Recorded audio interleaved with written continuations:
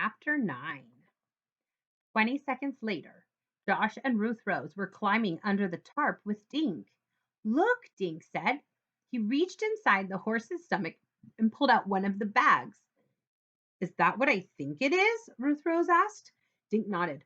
Remember, we saw those guys bringing it into the bank yesterday, he asked.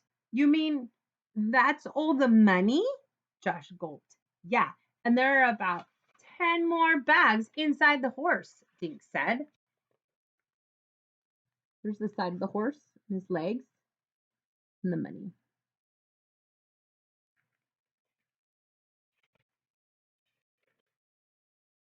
Holy moly, Josh gasped. How'd it get there? I'm not sure, Dink replied. He thought for a minute. Maybe the robbers put it there, he said. But that woman, Bonnie, told the police that they only took $200, Ruth Rose said. There must be a lot more than that in only one of these bags. Then she wasn't telling the truth, Dink said. But why? Wait a minute, Josh said. Maybe Bonnie is one of the crooks. She could have hid the money in the horse and, you're right, Dink said. She must have taken the money out of the vault this morning after it opened automatically. Just then, they heard the truck's door open. The truck rocked as someone climbed into the cab and the doors slammed, one after the other. Then the engine roared. When the truck started moving, Dink thought he was going to be sick. The three of them were trapped in the truck.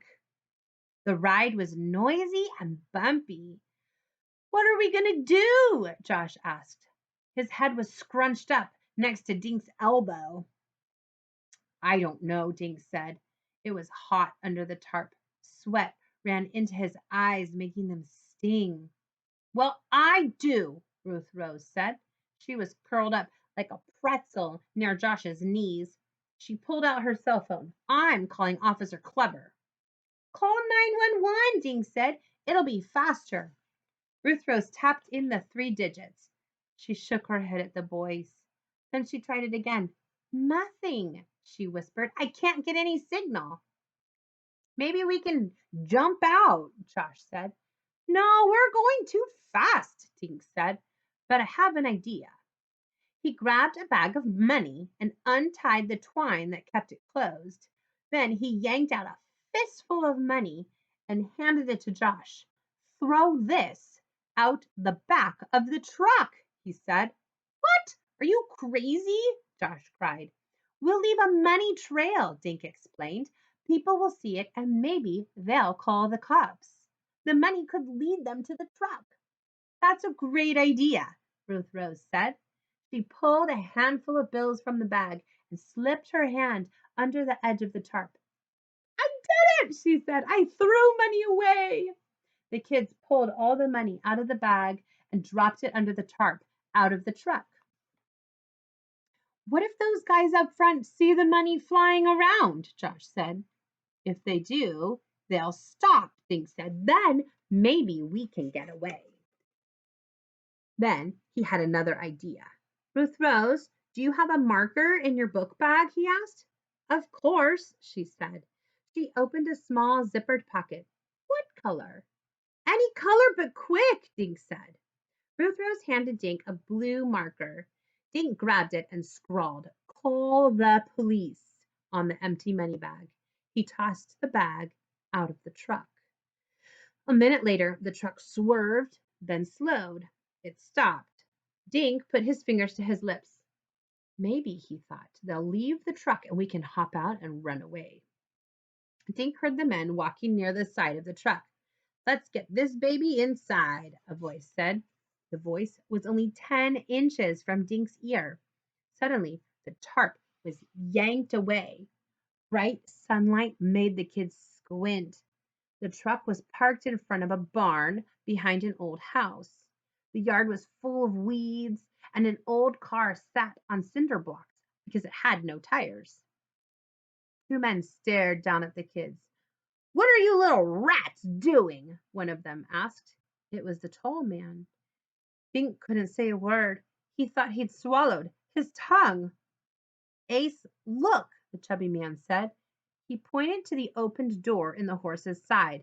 They know about the money. I can see that for myself, Goose, Ace said. He stared at the kids. All right, who are you? How'd you get in this truck? Never mind who we are, Ruth Rose shouted. Let us go, or I'm calling the cops. She showed the men her cell phone.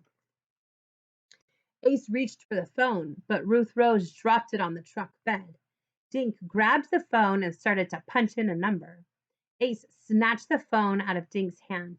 Now what, little boy? He asked as he slipped the phone into his shirt pocket. Dink recognized the man's voice. He looked down and saw silver toes on cowboy boots. You set the wagons on fire last night, Dink said. Ace smirked. Yup, and my buddy Goose let the air out of that cop's tires, he said. Kept those guys busy, didn't it? Said Goose. Now we got a surprise for you kids. Right, Ace? Right. Let's stash 'em in the barn, Ace said. Then we'll paint the truck and get out of here. The chubby man reached for Josh. Watch it, buddy, Josh said. He held up his hands. I know karate. Me too, Goose said, and I'm bigger than you. The men yanked the kids out of the truck. They marched them into the barn. Put 'em down there, Ace said. He pointed to a hole in the barn floor. I'm afraid of dark places, Josh said. I'll throw up. Sorry about that, Ace said. One by one, he and Goose lowered the three kids by their arms into the deep hole. Dink, Josh, and Ruth Rose crouched in the dark space. It was an underground room with a dirt floor and walls. Old tin cans and bottles lay everywhere. Some still had stuff in them. The smell of rotting food and damp dirt nearly made Dink gag. Enjoy your stay in Barn Hole Hotel, Goose yelled down at them. You'll never get away, Ruth Rose yelled up at the men. People know we're here. They'll come and find us. In your dreams, little girl, Goose said. But don't worry, when we're 100 miles away, we'll use your cute little cell phone to let the cops know where we stashed you. Then the kids watched in horror as he slid something solid over the hole. Now they were in pitch darkness. They heard the men's footsteps as they crossed the barn floor above. Then there was just black silence. A few seconds later, they heard a motor, and something heavy shook the floor above their heads. It's the truck, Dink said. They must have brought it into the barn to paint it. And they're in the hole, with all the stuff on the ground, and the two guys at the top. I feel so silly for letting that guy get my cell phone, Ruth Rose said. Now what are we going to do? Guys, I have something to tell you, Dink said. Let's sit down. Where? Josh asked. This floor is nasty.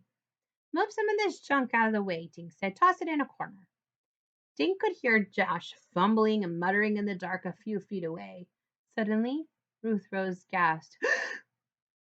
What's wrong? Dink asked.